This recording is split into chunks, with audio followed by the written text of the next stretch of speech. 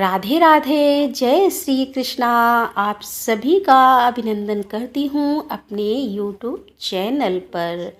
दोस्तों, आज हम आपको सुनाने जा रहे हैं पाप मोचनी एकादशी व्रत कथा।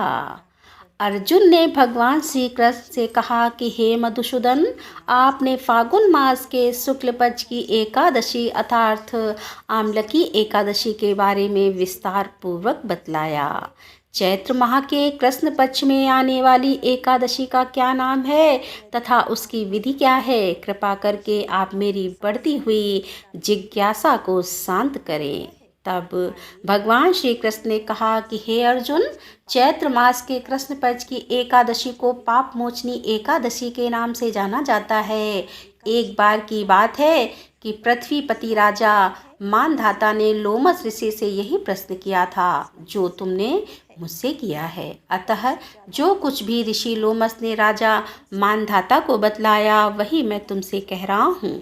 राजा मानधाता ने धर्म के गुहात्मक रहस्यों के ज्ञाता महर्षि लोमस से पूछा कि हे ऋषि श्रेष्ठ, मनुष्य के पापों का मोचन किस प्रकार संभव है? कृपा कर कोई ऐसा सरल उपाय बताएं जिससे सभी को सहज ही पापों से छुटकारा मिल जाए। महर्षि लोमस ने कहा कि हे नृपति, चैत्र मास के कृष्ण पक्ष की एकादशी का नाम पाप मोचनी एकादशी है। उसके व्रत के प्रभाव से मनुष्यों के अनेक पाप नष्ट हो जाते हैं।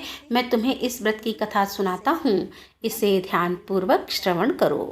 प्राचीन समय में चैत्र रथ नामक एक वन था। उसमें अप्सराएं किन्नरों के साथ विहार किया करती थी।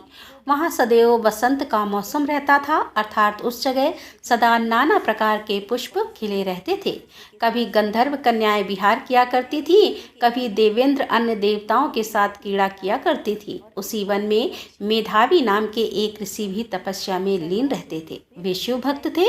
एक दिन मंजू घोषा नामक एक अप्सरा ने उनको मोहित कर उनकी निकटता का लाभ उठाने की चेष्टा की। इसीलिए वह कुछ दूरी पर बैठ बीड़ा बजाकर मधुर स्वर में गाने लगी। उसी समय शिव भक्त महर्षि मेधावी को कामदेव भी जीतने का प्रयास करने लगे। कामदेव ने उस सुंदर अप्सरा के भ्रू का धनुष बढ़ाया और कटाक्ष को उसकी प्रत्यंचा बनाई और उसके नेत्रों को मंजू घोषा अप्सरा का सेनापति बनाया। इस तरह कामदेव अपने शत्रु भक्त को जीतने को तैयार हुआ। उस समय महर्षि मेधावी भी युवावस्था में थे और काफी हष्टपुष्ट थे।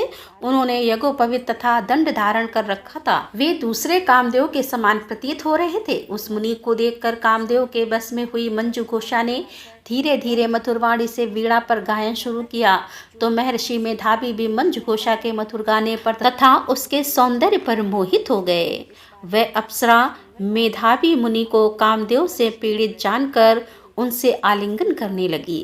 महर्षि मेधावी उसके सौंदर्य पर मोहित होकर शुभ रहस्य को भूल गए और काम के वशीभूत होकर उसके साथ रमण करने लगे।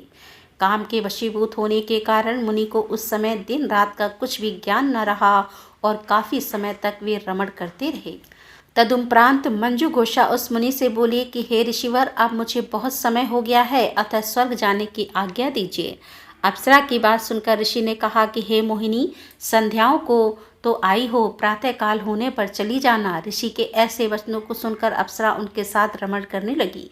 इसी प्रकार दोनों ने साथ साथ बहुत समय बिताया। मंजू घोषा ने एक दिन ऋषि से कहा कि हे प्रिय, अब आप मुझे स्वर्ग जाने की आज्ञा दीजिए। मुनि ने इस बार भी वही कहा। हे रूपसी, अभी ज्यादा समय व्यतीत नहीं हुआ है, कुछ समय और ठहरो। मुनि की बात सुन अप्सरा ने कहा कि हे ऋषिवर, आपकी रात तो बहुत लंबी है। आप स्वयं ही सोचिए कि मुझे आपके पास आए कितना समय हो गया। अब और ज्यादा समय तक ठहरना क्या उचित है? अप्सरा की बात सुन मुनि को समय का बोध हुआ और वह गंभीरता पूर्वक विचार करने लगी। जब उन्हें समय का ज्ञान हुआ कि उन्हें रमण करते 57 वर्ष व्यतीत हो चुके हैं तो उस अप्सराओं को वह काल का रूप समझने लगे। इतना ज्यादा समय भोग विलास में व्यर्थ चला जाने पर उन्हें बड़ा क्रोध आया। अब वह भयंकर क्रोध में जलते हुए उस तप नाश करने वाली अप्सरा की तरफ भ्रकुटी तान कर देखने लगी। क्रोध से उनके अधर कांपने लगे और इंद्रियां बेकाबू होने लगी। क्रोध से थरथराते स्वर में मुनि ने उस अप्सरा से कहा कि मेरे तप को नष्ट करने वाली दुष्टा तो महापापनी और बहुत ही दुराचारिणी है। तुझ पर धिक्कार है, अब तू मेरे श्राप से पिशाचनी बन जा। मुनि के क्रोधयुक्त श्राप से वह अप्सरा पिशाचिनी बन गई। यह देख वह व्यथित होकर बोली कि हे ऋषिवर, अब मुझ पर क्रोध त्याग कर प्रसन्न होइए और कृपा करके बताइए कि श्राप का निवारण किस प्रकार होगा। विद्वानों ने कहा कि साधुओं की संगत अच्छा फल देने वाली होती है और आपके साथ तो मेरे बहुत वर्ष व्यतीत हुए हैं, अतः अब आप मुझ पर प्रसन्न हो जाइए, अन्यथा लोग कहेंगे कि एक पुण्य आत्मा के साथ रहने पर मंजुघोषा को पिशाचिनी बनना पड़ा। मंजुघोषा की बात सुनकर मुनि को अपने क्रोध पर अत्यंत ग्लानि हुई, साथ ही अपनी अपकीर्ति का भय भी हुआ। अतः पिशाचिनी बनी मंजुघोषा से मुनि ने कहा कि तूने मेरा बड़ा बुरा किया है, किंतु फिर भी मैं तुझे इस श्राप से मुक्ति का उपाय बतलाता हूँ। चैत्र मास के कृष्ण पक्ष की जो एकादशी है उसका नाम पाप मोचनी है।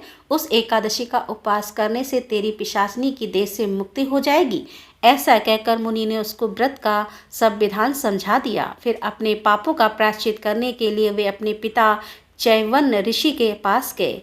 चैवन्य ऋषि ने अपने पुत्र मेधावी को देखकर कहा कि हे पुत्र, ऐसा क्या किया है तूने कि तेरे सभी तप नष्ट हो गए हैं, जिससे तुम्हारा समस्त तेज मलिन हो गया है। मेधावी मुनि ने लज्जा से अपना सिर झुकाकर कहा कि पिताश्री, मैंने एक अप्सरा से रमण करके बहुत बड़ा पाप किया है। इसी पाप के कारण संभवतः मेरा सारा तेज और मेरे तप नष्ट हो गए हैं। कृपा करके आप इस पाप से छूटने का उपाय बतलाइए। ऋषि ने कहा, हे पुत्र, तुम चैत्र माह के कृष्ण पक्ष की पाप मोचनी एकादशी का विधि तथा भक्तिपूर्वक उपवास करो, इससे तुम्हारे सभी पाप नष्ट हो जाएंगे।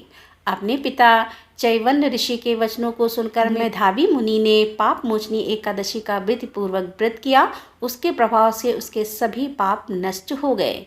मंजुघोषा अप्सरा पाप मोचनी एकादशी का उपवास करने से पिशाचिनी की देह से छूट गई और पुनः अपना सुंदर रूप धारण कर स्वर्ग लोक को चली गई। लोमस मुनि ने कहा कि हे राजन, इस पाप मोचनी एकादशी के प्रभाव से समस्त पाप नष्ट हो जाते हैं। इस एकादशी की कथा के श्रवण व पठन से 1000 गौदान करने का फल प्राप्त होता है। इस उपवास के करने से ब्रह्म हत्या करने वाले, स्वर्ण चुराने वाले, मद्यपान करने वाले, अगम्यागमन करने वाले आदि भयंकर पाप भी नष्ट हो जाते हैं और अंत में स्वर्ग लोक की प्राप्ति होती है। तो बोलो एकादशी मैया की जय, बोलो विष्णु भगवान की जय।